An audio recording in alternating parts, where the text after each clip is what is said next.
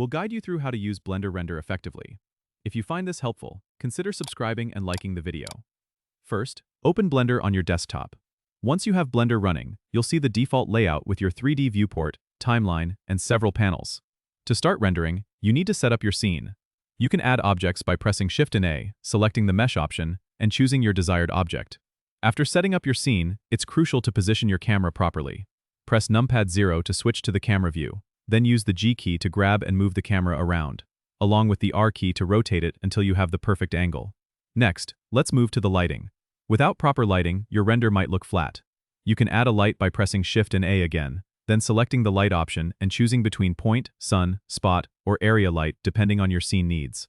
Position and adjust the strength of your light in the Properties panel on the right to achieve the desired effect. Now, it's time to set your rendering options. Go to the Render Properties tab, which looks like a camera icon on the right side. Here, you can choose between different rendering engines like Eevee or Cycles. For realistic rendering, Cycles is preferred, while Eevee offers faster render times.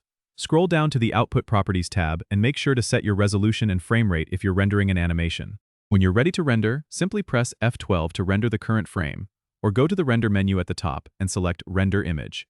If you're rendering an animation, choose Render Animation instead. Once your render is complete, you can save the image by going to the Image menu and selecting Save As.